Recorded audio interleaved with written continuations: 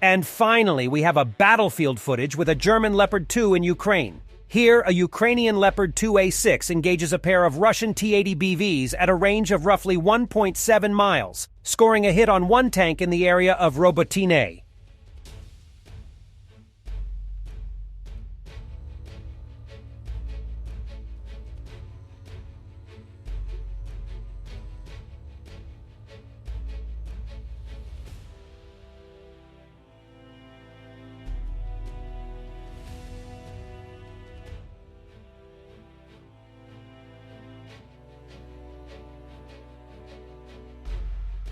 The Perun Group unit of the Ukrainian 79th Airborne Brigade used a FPV kamikaze drone to destroy Russian equipment. Tank was damaged and crew ran away.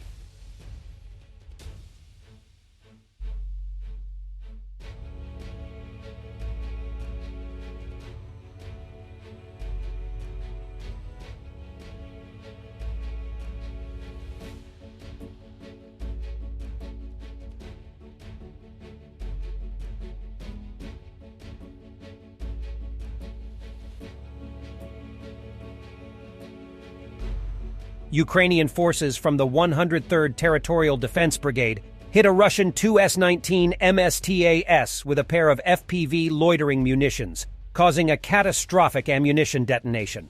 The Tu-S-19 MSTA-S is a 152.4mm self-propelled howitzer.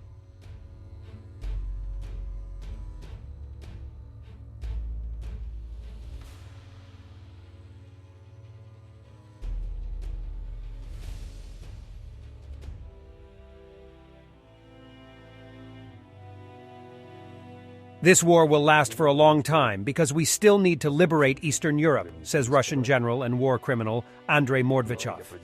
The interview was recorded at the end of July this year, and Mordvichov assumed that the Ukrainian counteroffensive would slow down by the end of August. We'll see. Война надолго. Я думаю, что достаточно еще времени придется потратить. Говорить о определенных сроках.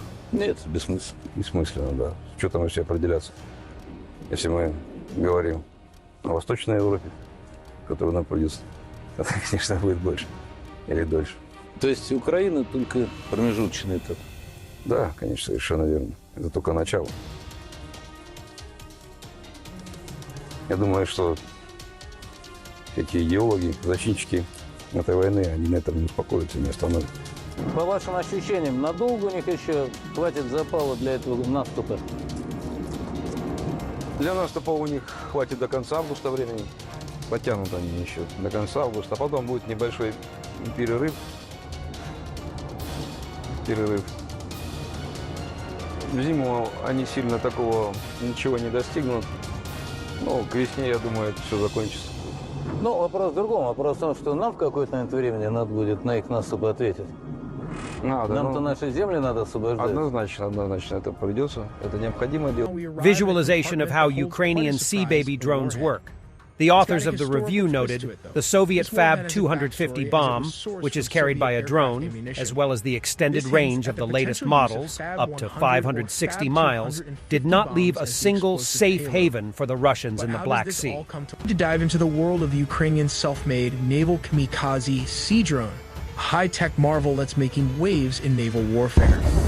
Picture this, a naval drone that can extract water from a hatch below it and then unleash a powerful jet of water, propelling it at an astonishing speed of 50 miles per hour. But what's even more mind-blowing is that this cutting-edge technology only costs $250,000, comparing to its potential targets, which are valued at a staggering cost of $650 million. They usually operate like a wolf pack, hunting their target while being controlled through the Starlink video feeds, destroying bridges and recently managing to penetrate an important harbor, resulting with the damage of 2 vessels. We will also be looking into the step-by-step process of how this works and the engineering behind it, all in the videos ahead, so don't miss a beat.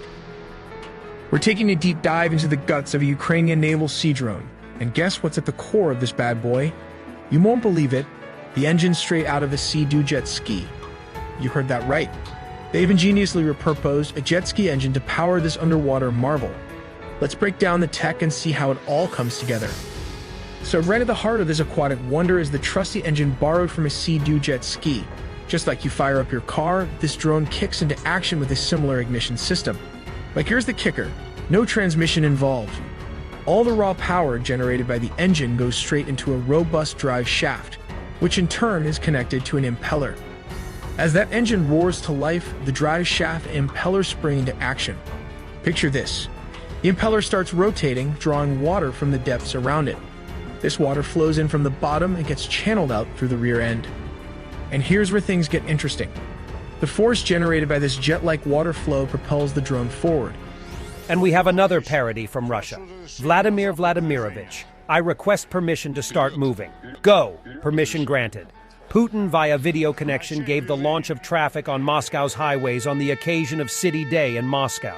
The solemn motorcade consisted only of Moskvich cars painted in the colors of the Russian flag, as a symbol of the fact that no foreign cars will drive on the roads of Moscow. Let it be so. Владимир Владимирович, прошу разрешения на запуск движения. Вперед! Вперед! Вперед! Разрешаю. Начать движение.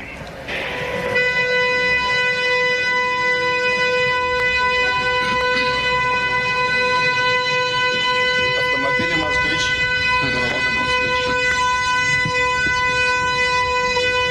So-called elections in the Russia-occupied south of Ukraine. Military vehicle approaches a house. A voice via loudspeaker. Inhabitants of the House 32, time to vote. I repeat, inhabitants of the House 32, knocking on the door. Knock on your head, you. Ох, повыходили. Подходим к мобильному пункту голосования.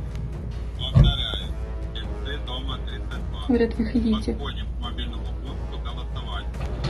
Да по голове себе постучи, я не выйду.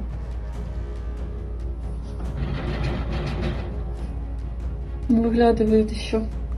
Замотанный весь. Russians are banned from entering the EU in private cars. The European Commission has confirmed that entry into the EU countries with cars registered in Russia will be regarded as prohibited import.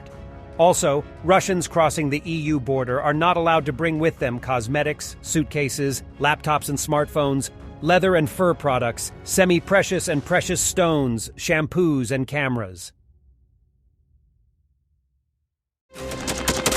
Thanks for watching, and don't forget to subscribe. Also, if you want to support Warthog Defense, please become our member and get early access to new videos, exclusive members-only videos, and become administrator in comment section. The membership link is in the description. Rescues every day. We had a guy last week at 6 rescues in 6 days. You know, he's doing the job every day.